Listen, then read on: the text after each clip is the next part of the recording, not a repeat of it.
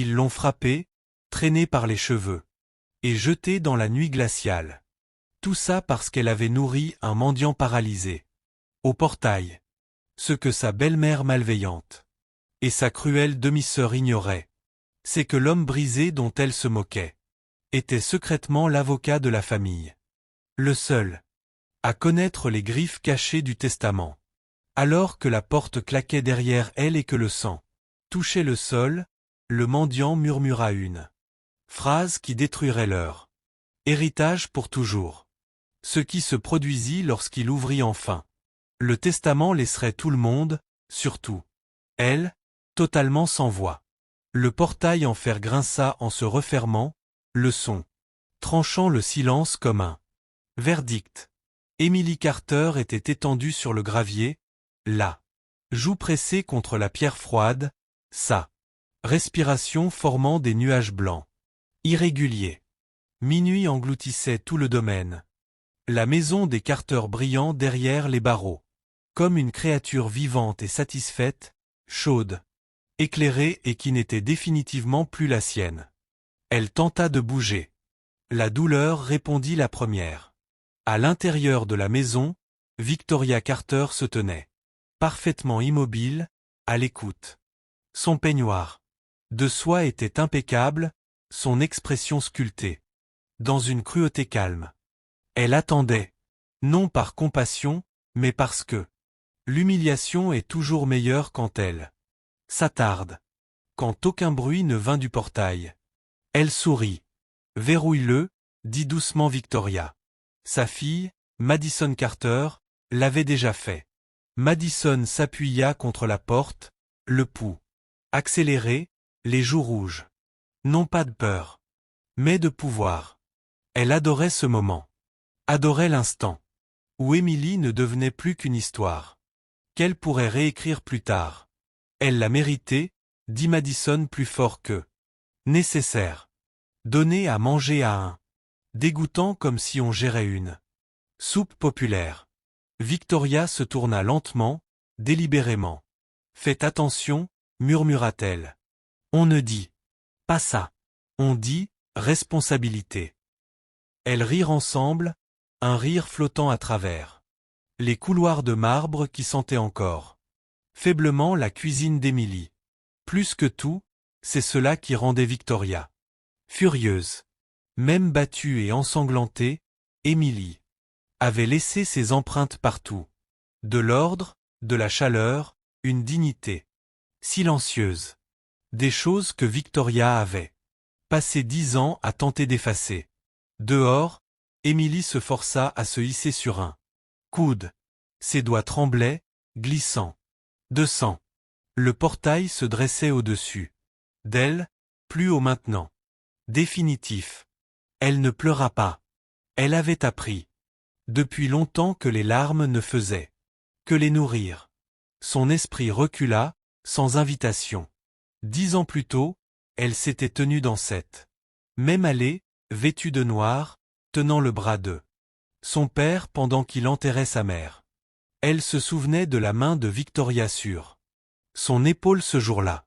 Réconfortante, douce, déjà possessive. Emily avait 16 ans et assez naïve pour croire les adultes quand ils souriaient.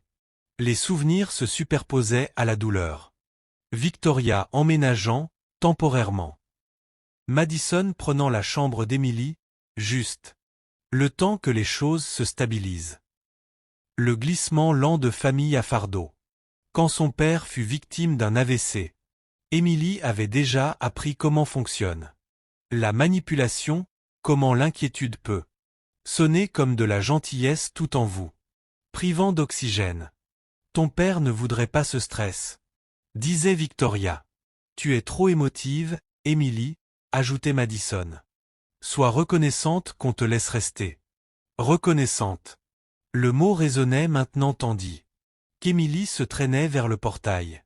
Chaque mouvement délibéré, concentré sur la survie. L'air nocturne mordait ses ecchymoses. Mais elle l'accueillait. Le froid ne ment pas. C'est alors qu'elle le vit. Le mendiant était assis exactement là où il se trouvait toujours, affaissé dans son fauteuil roulant sous le chêne près d'eux. La limite de la propriété. Son manteau était fin, ses mains recroquevillées comme des branches brisées. Ses jambes immobiles. Oubliées comme elle le disait. Émilie l'avait nourri pendant des semaines. En silence, avec précaution, parce que la gentillesse était la seule chose que Victoria n'avait pas encore réussi à lui arracher. Elle réussit à murmurer. « Je suis désolé. » Le mendiant leva les yeux. Ils étaient perçants. Trop perçants. Il observa le sang sur son visage, la manche déchirée de son pull, la façon dont elle se forçait à rester consciente. Puis son regard glissa vers la maison, dont les fenêtres brillaient comme des yeux avides. « Elles t'ont fait du mal, dit-il. Ce n'était pas une question. Émilie hocha une fois la tête. Pour m'avoir donné à manger, ajouta-t-elle. Je savais que ça finirait ainsi. Le mendiant resta silencieux un long moment. Le vent traversait le chêne, portant avec lui l'écho lointain du rire de Madison, aigu, insouciant. Puis il se pencha en avant, sa voix tombant si bas qu'elle en devenait presque inaudible. Elles viennent de commettre une erreur très coûteuse. Émilie cligna des yeux. La douleur brouillait sa vision, mais quelque chose dans son ton perça le brouillard. Pas de pitié. Pas de gratitude. De la certitude. Tu ne comprends pas, murmura-t-elle. Elles ont déjà gagné. Le mendiant sourit. Pas gentiment. Pas cruellement. Comme un homme qui attendait ce moment. Oh, murmura-t-il. Elles n'ont même pas encore commencé à perdre. Derrière eux, invisible aux femmes à l'intérieur, une berline noire tournait haut. Ralenti au bout de la route, phares éteints. La nuit n'était pas terminée. Le moteur de la berline ronronnait comme un souffle retenu. Émilie ne la remarqua pas tout de suite. Sa vision se rétrécissait. Le monde réduit à la douleur dans ses côtes. Et à l'étrange gravité du regard du mendiant. Il observait toujours la maison, pas elle. Comme un homme mémorisant une scène de crime. Vous devriez partir, murmura Émilie. Elles reviendront si elles pensent que je suis encore en vie. Le mendiant la regarda enfin vraiment. Ses yeux s'adoucirent, mais pas sa voix. Elles ne reviendront pas. Elles sont trop occupées à se féliciter. À l'intérieur de la maison Carter. C'était exactement ce qui se passait. Victoria se versa un verre de vin qu'elle gardait pour une occasion spéciale. Elle le leva légèrement, un toast silencieux. À l'ordre rétabli. Je l'avais prévenu, dit-elle en se recliquant dans le fauteuil en cuir. Préféré du père d'Émilie. Elle a choisi la défiance. Madison retira ses talons et rit, parcourant son téléphone. Elle reviendra en rampant d'ici le matin. Elles le font toujours. Le sourire de Victoria s'affina. Non, elle ne reviendra pas. Cette certitude venait de l'expérience. Des années passées à identifier les points de rupture et à pousser juste. Assez loin. Émilie avait été résistante, irritante. Même. Mais ce soir avait été chirurgical. Violence plus humiliation plus exil. Pas de filet de sécurité. Pas de témoin. Pas de levier. Du moins, c'est ce que croyait Victoria. Dehors, le mendiant bougea subtilement. Dans son fauteuil. Émilie le vit. Vit la façon dont sa main se stabilisait. Soudainement, le tremblement disparaissant. Il sortit un téléphone de la poche. De son manteau. Pas vieux. Pas fissuré. Moderne. Cher. Le cœur d'Émilie rata un battement. Qui êtes-vous? Il ne répondit pas immédiatement. Il appuya sur un bouton.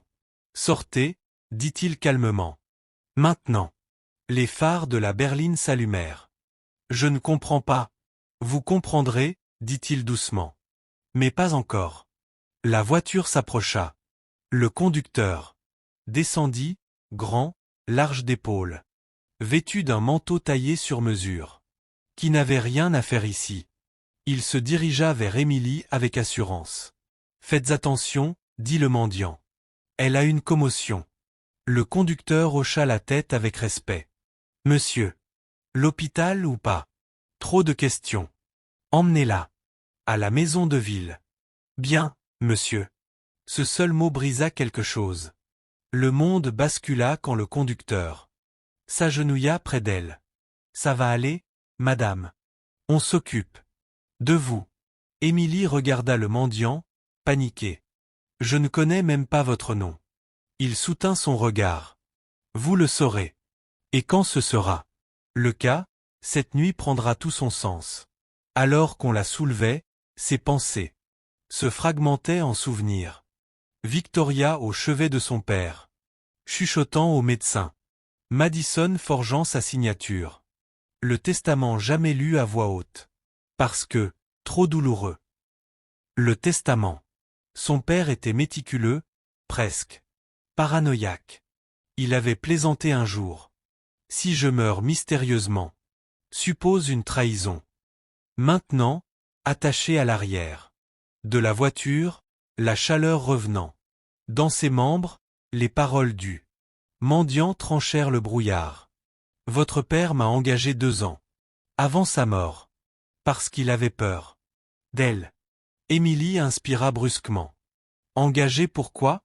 Pour s'assurer que la vérité lui survive. La berline s'éloigna du portail. Au moment où les lumières de la maison vacillaient, Victoria se déplaçait déjà de pièce en pièce, réécrivant l'histoire. Au matin, elle dirait aux voisins qu'Émilie était instable. À midi, qu'elle s'était enfuie. Et au coucher du soleil, elle finirait par le croire elle-même. Le mendiant regarda le domaine rétrécir derrière eux. Je m'appelle Richard Haye, dit-il. Je suis avocat d'affaires, spécialisé en fiducie et succession. Le pouls d'Émilie grondait dans ses oreilles. Et j'ai rédigé la clause qu'elles n'ont jamais pensé chercher. Le silence engloutit la voiture. La voix de Richard s'abaissa, lourde de satisfaction maîtrisée par la discipline. Votre père avait anticipé exactement ce scénario. Abus. Expulsion. Représailles. Les mains d'Émilie se crispèrent malgré la douleur. Alors pourquoi ne les avez-vous pas arrêtés? Parce que, répondit Richard, la clause ne s'active que lorsqu'elles franchissent une ligne qu'elles ne peuvent plus effacer. Il sourit enfin. Froid. Précis. Ce soir, ajouta-t-il, elles l'ont franchi. La voiture tourna sur la route principale, disparaissant dans l'obscurité.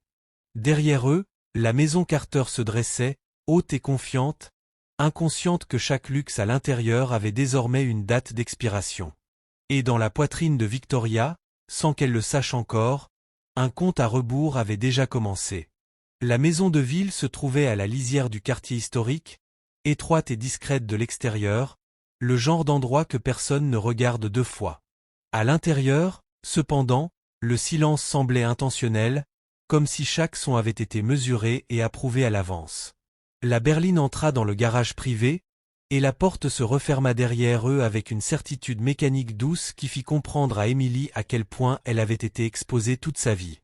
Le chauffeur l'aida à entrer, l'allongeant délicatement sur un canapé en cuir qui sentait le cèdre et les vieux livres. La douleur était toujours là, mais la panique desserra son étreinte.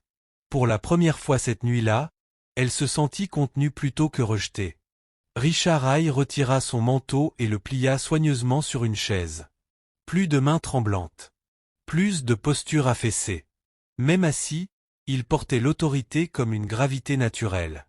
Vous lui avez montré de la compassion, dit-il en lui tendant un verre d'eau. Cela comptait. Émilie but une gorgée prudente. Elle disait qu'il n'était rien. Que l'aider me rendait faible. Les lèvres de Richard se courbèrent à peine. Ceux qui confondent cruauté et force disent toujours cela. Votre père savait mieux. La mention de son père rouvrit une blessure plus vive que ses ecchymoses. Il leur faisait confiance, murmura Émilie. Il lui faisait confiance. Il vous faisait confiance, corrigea calmement Richard. C'est pour cela que la clause existe. Il se dirigea vers un bureau dans un coin de la pièce. Le mouvement était fluide, maîtrisé. Émilie le remarqua vraiment alors.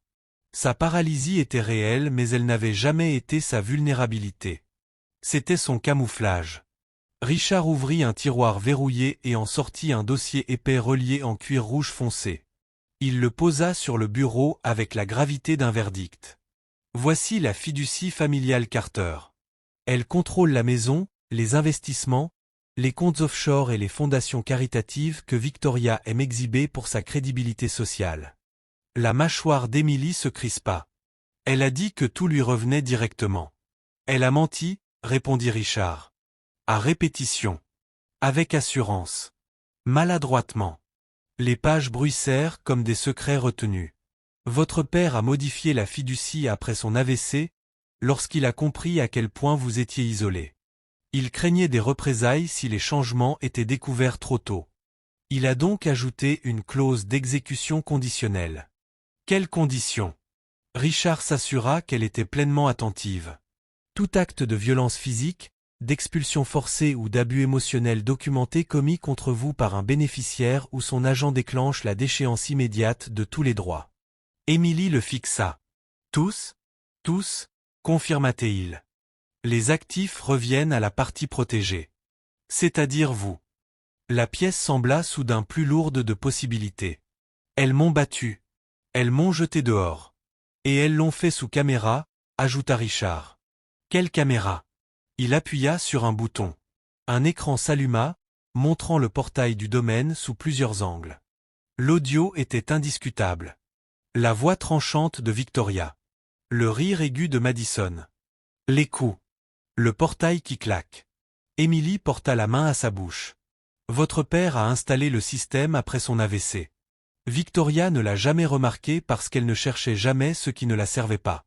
Depuis quand avez-vous ça? Depuis la nuit où votre père est mort. Il m'a fait promettre d'attendre. Il disait que des gens comme Victoria finissent toujours par se trahir quand ils croient avoir gagné. Émilie laissa échapper un souffle tremblant. Alors, que se passe-t-il maintenant? Richard referma le dossier. Nous suivons la procédure. Demain matin, je dépose l'avis d'exécution. Une injonction temporaire gèle tous les comptes. À midi, Victoria et Madison n'auront plus accès aux fonds, aux biens ni au crédit. Et la maison? Elle vous appartient légalement. Elles ne sont plus que des occupantes sans droit. Émilie imagina Victoria, verre de vin levé, se croyant intouchable. L'image devint étrangement satisfaisante. Elles diront que je les ai provoquées. Quels essais! La manipulation fonctionne mieux sans preuve. Malheureusement pour elles, votre père connaissait leur méthode. Il ajouta. La clause exige aussi une lecture publique des conclusions si les abus sont confirmés. Rapports médicaux, vidéos, malversations financières révélées pendant le gel. Public, membres du conseil, avocats, cercles sociaux. Tous ceux dont elles empruntaient le respect. Un silence épais s'installa. Dans la poitrine d'Émilie, quelque chose d'inédit monta. Pas la peur. Pas la douleur. Le contrôle. À l'aube, de l'autre côté de la ville, Victoria Carter dormait paisiblement, convaincue que le problème avait été éliminé. Elle ignorait qu'elle allait devenir l'exemple. Le matin arriva sans pitié. Victoria le découvrit lorsque sa carte bancaire fut refusée au café qu'elle fréquentait chaque jour. Elle rit d'abord. Puis essaya une autre carte. Puis une autre. Chaque refus pesa plus lourd. À la maison, Madison arpentait le hall en marbre, téléphone à l'oreille. Comment ça, le compte est gelé? La sonnette retentit. Pas un carillon poli. Un appui ferme, officiel. Victoria ouvrit la porte. Richard Hay se tenait sur le perron, impeccablement vêtu, un portefeuille en cuir sur les genoux. Derrière lui, 2 avocats, un huissier et un officier en uniforme. Les voisins ralentissaient déjà. Victoria Carter, dit-il calmement. Je suis ici pour exécuter la fiducie familiale Carter. Vous, le mendiant. Ce mot, répondit-il, va vous coûter tout. Émilie apparut derrière lui, marchant lentement mais droite, ses ecchymoses visibles, sa posture intacte. Tu n'étais pas censé revenir, murmura Madison. Vous ne m'avez pas laissé le choix. À l'intérieur, Richard lut la clause, ligne après ligne. Définition des abus. Conditions de déchéance. Horodatage vidéo. Rapports médicaux. Irrégularité financière accumulée sous la gestion de Victoria. Le déni de Madison céda à la colère, puis aux larmes. Victoria resta silencieuse. Ce n'était pas de la dignité. C'était un calcul qui s'effondrait. La fiducie est exécutée avec effet immédiat, conclut Richard. L'officier s'avança. Madame, vous et votre fille avez 48 heures pour quitter la propriété. Cette maison est à nous. Hurla Madison. Émilie parla d'une voix claire. Vous me disiez d'être reconnaissante que vous me laissiez rester. Il s'avère que c'était vous les invités. Pour la première fois, Victoria la regarda vraiment. Sans levier. Sans masque. La lecture continua, divulgation publique, email, fonds mal attribués, membres du conseil nommé.